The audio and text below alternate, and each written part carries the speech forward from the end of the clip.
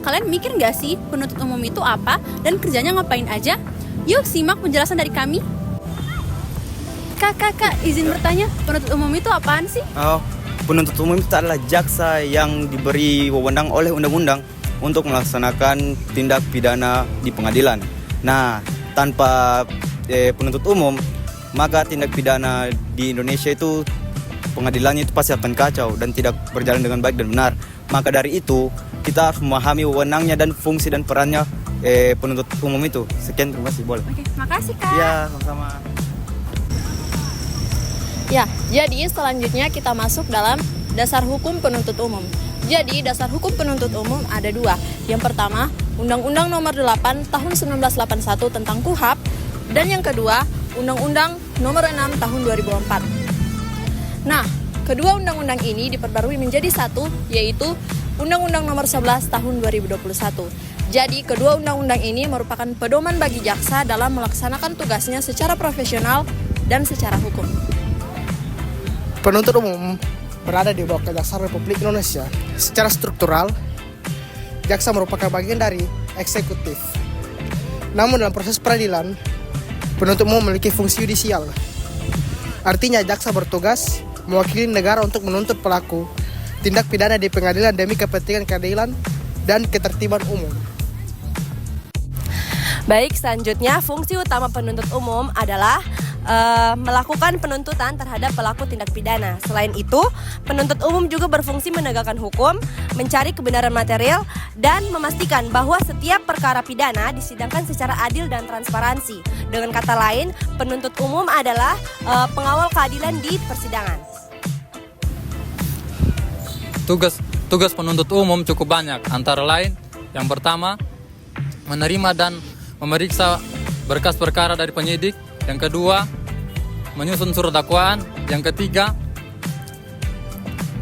melimpahkan perkara ke pengadilan. Yang keempat, menghadiri sidang dan membuktikan dakwaan. Yang kelima, melaksanakan putusan pengadilan yang sudah berkekuatan hukum. Semua tugas ini dilaksanakan untuk terwujudnya keadilan bagi masyarakat.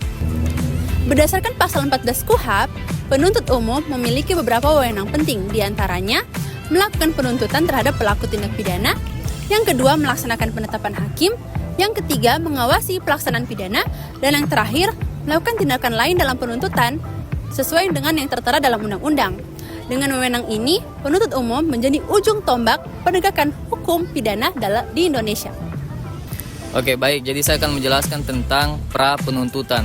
Jadi sebelum tuntutan dilakukan, ada proses yang disebut dengan pra penuntutan, di mana penyidik memberi berkas kepada penuntut umum, kemudian penuntut umum itu memeriksa berkas dari penyidik. Nah, apabila berkas ini tidak lengkap secara hukum, maka dikembalikan dan penuntut umum memberikan petunjuk untuk dilengkapi berkas tersebut.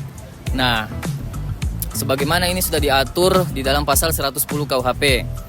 Kemudian, kenapa tahapan ini dilakukan? Supaya proses penuntutan umum di pengadilan itu berjalan lancar dan tidak cacat secara hukum. Sekian, terima kasih. Selanjutnya, saya akan menjelaskan tentang proses penuntutan di pengadilan. Dalam persidangan, penuntut umum membaca surat dakwaan, menghadirkan saksi dan alat bukti, serta memberikan tuntutan pidana terhadap terdakwa.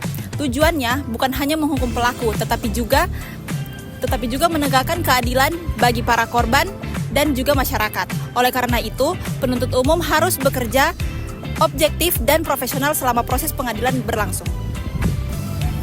Selanjutnya, etika dan kode perilaku penuntut umum. Seorang penuntut umum wajib menjunjung tinggi kode etika seorang profesi jaksa. Mereka harus bertindak jujur, netral, tidak berpihak, dan menjauhi segala bentuk penyalahgunaan wewenang. Integritas dan moralitas adalah dasar utama agar setiap penuntut umum bisa mencerminkan keadilan dan kepercayaan masyarakat. Pada kali ini, saya akan membahas mengenai tantangan penuntut umum di era modern. Di era digital saat ini, penuntut umum menghadapi berbagai tantangan baru, seperti penanganan kasus cyber, korupsi, dan kejahatan lintas negara. Selain itu, sistem e-prosecution kini mulai diterapkan untuk mempercepat dan mengefisienkan proses penanganan perkara. Penuntut umum dituntut adaptif dan siap menghadapi perkembangan teknologi hukum modern.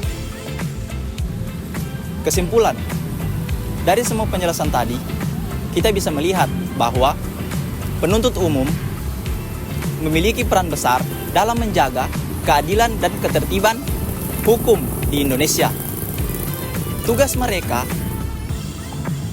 bukan hanya menuntut, tetapi juga memastikan bahwa hukum harus ditegakkan dengan hati nurani.